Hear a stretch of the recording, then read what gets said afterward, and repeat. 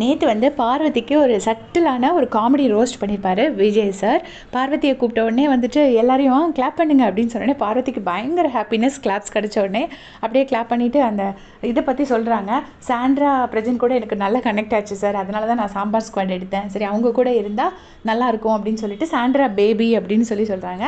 உடனே சாண்ட்ரா பேபியா அப்படின்ன உடனே அப்போ விஜய் சார் வந்து சிரிக்கிறாரு. சிரித்த உடனே சாண்ட்ராக்கு ஒரே சந்தோஷம், நம்மளை பேபின்னு சொல்லிட்டாங்க அப்படின்னு சொல்லிட்டு.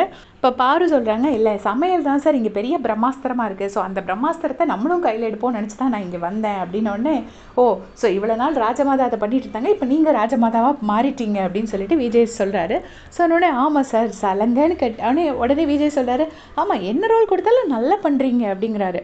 சொன்னோடனே சலங்கையே கட்டியாச்சு சார், நீ நடிச்சு தானே சார் ஆகணும் அப்படின்ன உடனே, ஆமாம்மா நல்லா நடிக்கிறீங்க, ஆனால் நீங்கள் நடிக்கிறீங்கிறது அந்த பயப்பிள்ளைகளுக்கு தெரிய மாட்டேங்குது, நீங்கள் மகுடி ஊத ஊத எல்லாரும் ஆடுறாங்க அப்படின்னு சொல்கிறாரு.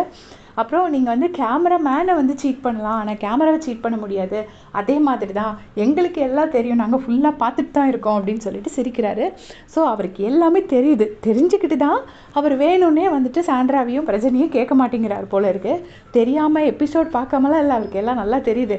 அதே மாதிரி நேற்று ஏதோ ஒரு இடத்துல சொல்லியிருப்பார், சாண்ட்ராவோ பிரஜனோ பார்வதியோ இவங்க மேலெல்லாம் எனக்கு கோபம் கிடையாது அப்படின்னு சொல்லியிருப்பாரு.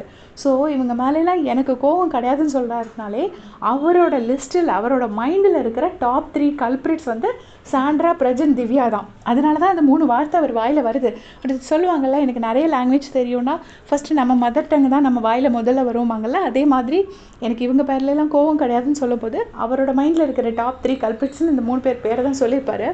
ஸோ அதையே வந்து ஷோலையும் சொல்கிறாரு, இந்த மாதிரி மகுடி நல்லா ஓடுறீங்கன்னொடனே, ஐயோ வேண்டாம் சார், அந்த இது இங்கே திரும்பிட போகுது சார் ட்ரெயின் அப்படின்னு சொல்லிட்டு சாண்ட்ராவை பார்த்து பார்வதி சிரிக்கிறாங்க. சிரித்த உடனே, ஆமாம் இப்போ கூட பயப்படுற மாதிரியே நடிக்கிறாங்க பாருங்க அப்படிங்கிறாரு.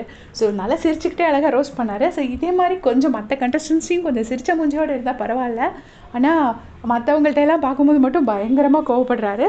உங்களுடைய கமெண்ட் சொல்லுங்கள்.